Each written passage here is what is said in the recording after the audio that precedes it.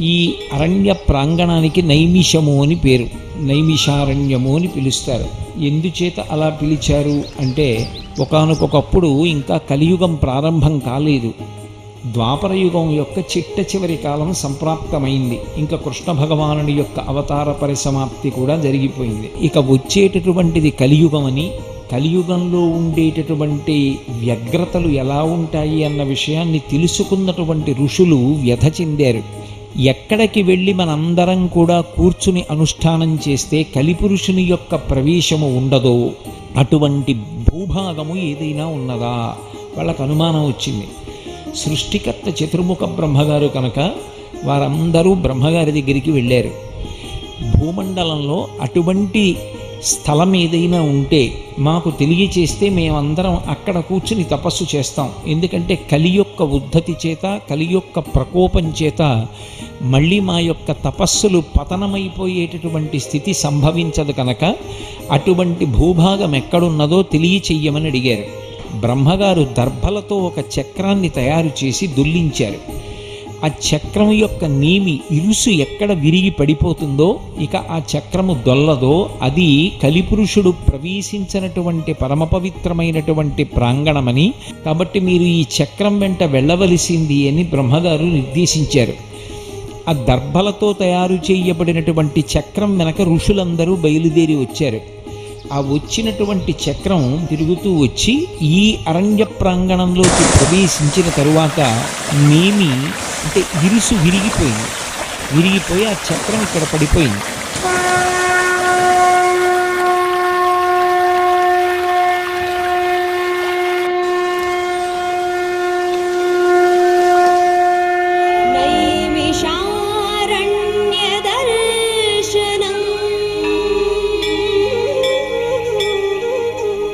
నవభక్తి నిదర్శనం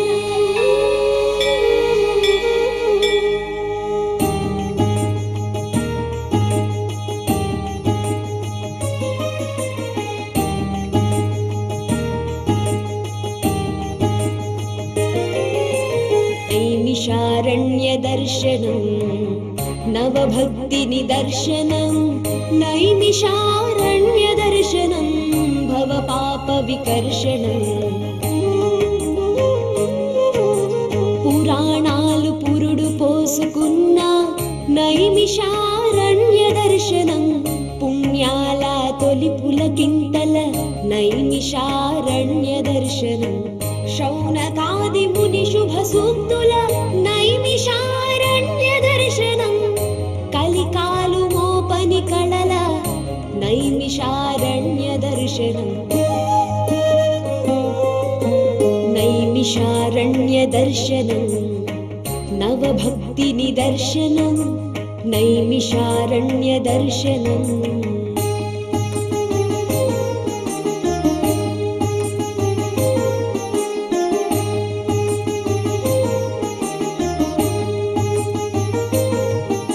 గోమతీ చక్రతీర్థలహరుల నైమిషారణ్య దర్శనం, దధీచి రుద్ర వెంకట హనుమల నైమిషారణ్య దర్శనం, వ్యాస గద్దె సూత గద్దెల నైమిషారణ్య దర్శనం, భాగవత సప్తాహముల నైమిషారణ్య దర్శనం, నైమిషారణ్య దర్శనం భవ పాప వికర్షణం, నైమిషారణ్య దర్శనం భవ పాప వికర్షణం, నైమిషారణ్య దర్శనం నవభక్తి నిదర్శనం నైమిషారణ్య దర్శనం.